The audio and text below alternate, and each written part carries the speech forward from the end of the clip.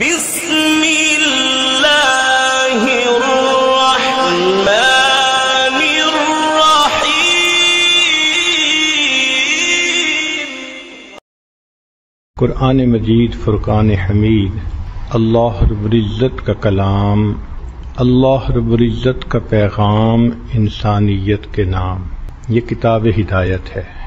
اللہ رب العزت نے اسے اس لیے اتارا کہ انسان اس کو پڑھیں اور سیدھے راستے کی رہنمائی حاصل کریں۔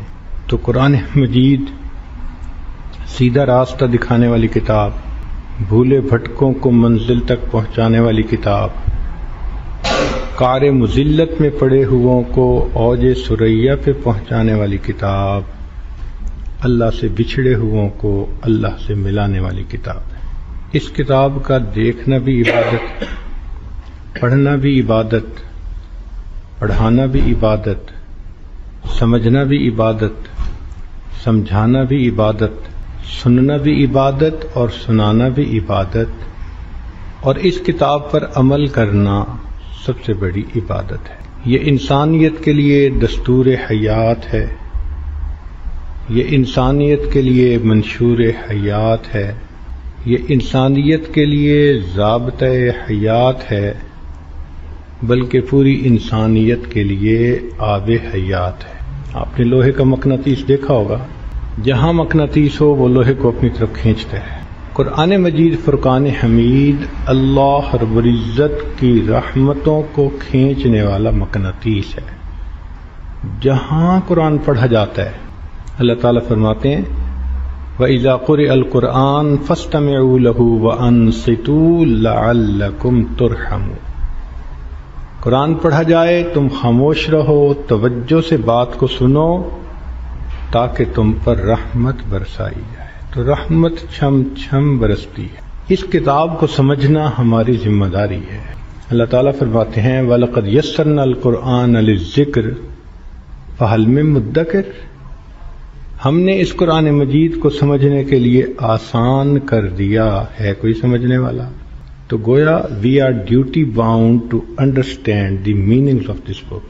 یہ عجیب بات ہے کہ جس بیک گراؤنڈ کا بندہ قرآن مجید کو سمجھنے کی کوشش کرے گا، اس کو اپنے فیلڈ کی کئی چیزیں اس میں نظر آئیں گی۔ مثلا ڈاکٹر اگر پڑھے گا تو اس کو ایسی باتیں نظر آئیں گی جو ڈاکٹری کی لائن کی ہوں گی، اور وہ حیران ہوگا کہ 1400 سال پہلے یہ باتیں قرآن مجید میں کیسے درج کر دی گئی۔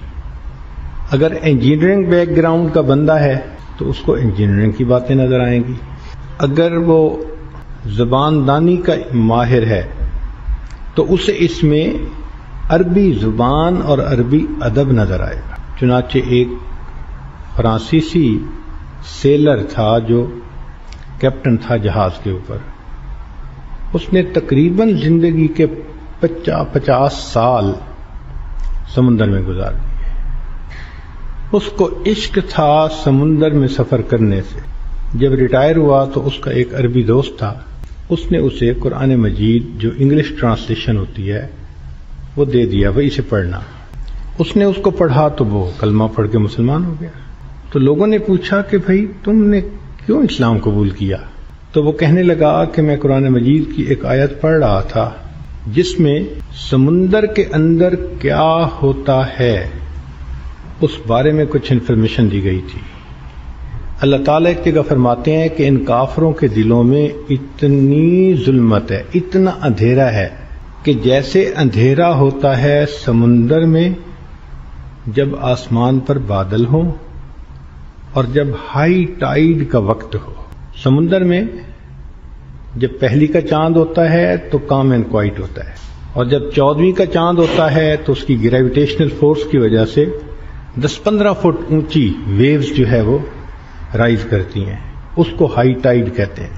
تو اس نے کہا کہ میں نے اس کو کئی دفعہ ایکسپیرینس کیا کہ ادھر ہائی ٹائیڈ کا ٹائم ہو اور آسمان کلاؤڈی ہو تو سمندر کے اندر ویزیبلٹی 0 ہو جاتی ہے۔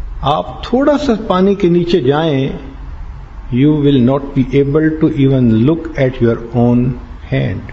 اتنی ویزیبلٹی ختم ہو جاتی. تو قرآن مجید نے اس کیفیت کو کہا کہ جیسے سمندر میں اندھیرا ان حالات میں ہوتا ہے، کافروں کے دل میں اندھیرا بھی ایسا ہو.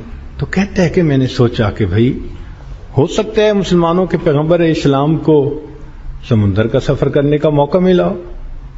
تو کہتے ہیں میں نے ان کی زندگی کے بارے میں پوچھا، خود مطالعہ کیا، پتہ چلا کہ وہ زندگی میں ایک مرتبہ بھی سمندر کا سفر نہیں کیا.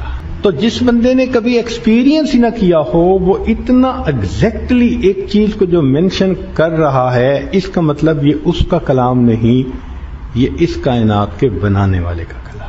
اس ایک آیت کے اوپر غور کر کے وہ آدمی مسلمان بن جاتا ہے.